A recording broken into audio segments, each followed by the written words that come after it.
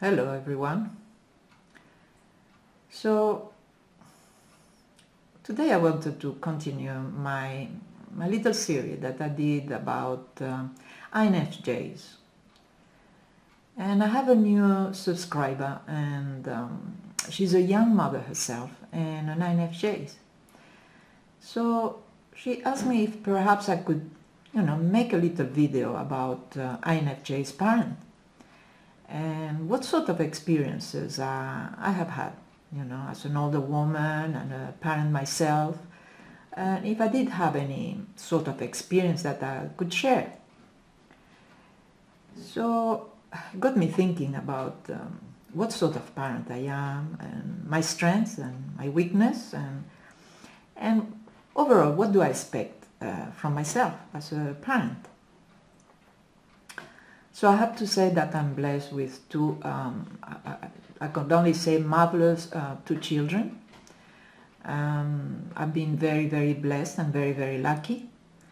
I don't know if that's just my luck or it was part of my parenting as an INFJ. So what do I think myself about parenting? So one of the things that came to my mind immediately is that parenting, when do parenting actually start? And I have made a few notes here, so sorry if you hear me, with my pages and all that. To me, and that's my humble opinion, and I'm not a counselor, and I'm just, when I say we or you, it's only me. It's all about me. So to me, parenting starts not the moment that when you have a child. It starts way back. It starts the moment we are conceived. We start the moment we started that journey on earth, and we receive through our mother umbilical cord, we receive not only the necessary nutrients, but also we perceive the world. And we perceive it through our mother's feelings. Let's say our mother has a happy environment, there is no stress. We will perceive life, we start perceiving life as a happy place. Unfortunately, it's not always like that. And we know that through the umbilical cord, we not only receive the nutrients, but we also receive the chemicals that are produced by the feelings. Let's say stress, fear, sadness, they all produce chemicals. And these chemicals are passed to the unborn child. So they are signals that the environment is not safe. So this is through pregnancy, and that will be the first signals that the child will receive, or the unborn child will receive. So now we are born. So at birth, we are dependent 100% of our environment. So now the signals will come from our environment. There is no more chemical signals to let us know that there is a problem there. So our senses are scouring constantly for signals. So let's say I'm hungry and I cry and mom comes. And if mom is stressed, we're going to feel it. And so that reminds me, long ago, I was around 26, 27, when we, in our group, we all started to have babies, right? And I got my friend, and she's the sort of person who gets really stressed out, right? The baby cries, she jumps, go to the cot and look up at the baby, hold her or him on her. They were boys at the time, we all did have boys first. And hold the baby in her arms. And the baby continued crying and pass it to me, here.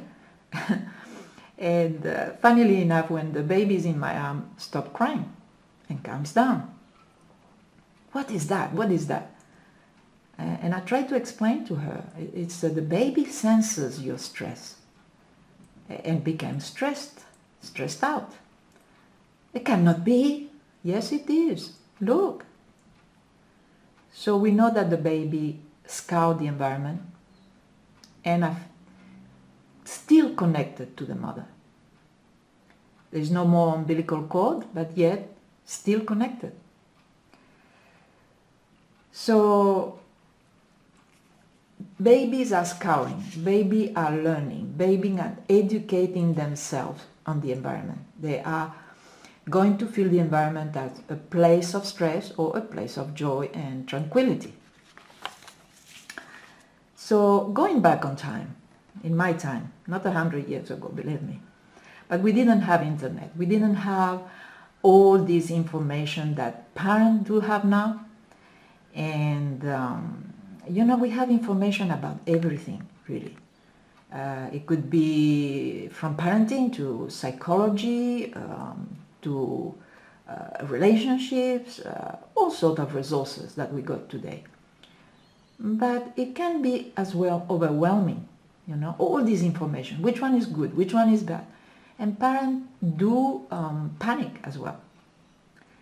So, like they say, too many cooks spoil the broth, right? So, as I said, the way of parenting today started long ago. It started in your own experience as a child or as an unborn baby as well. So let me see again my notes here. And so later on as parents, maybe our environment is much better. Maybe there is no abuse, or maybe there is plenty joy, and yet there is something overshadowing parenthood. There is a lot of stress that shouldn't be there. There is a lot, perhaps even sadness, and we or the person doesn't know where is it coming from. So what would be my advice, my first advice, if I may give an advice, is that I would do what I call the homework. And the homework is a very simple exercise. It's a written exercise. So it is just a sort of, if you want to put it in the new terminology, it is about downloading or uploading or writing down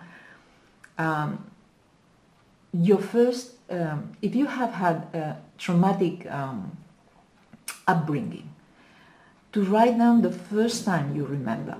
Start with the first time you remember about this traumatic experience and the feeling attached to it. It could be, unfortunately, it could be, mostly we're going to say the parents. It could be abusive mother, it could be abusive father, we don't know. But whatever your first traumatic experience, start with that starting point, let's call it. And write down this experience, your feeling. And it is very important that you put in that paper. Don't use a computer or don't use any mechanical means. Write down yourself and in a piece of paper and write down all these experiences and the feelings. And it is unfortunate. It is an unfortunate fact that just when one is in childhood and we are at the most vulnerable state that we ever will be, and our most sensitive stage, and the child is unable to live an environment that is harmful. So they get the brunt of it.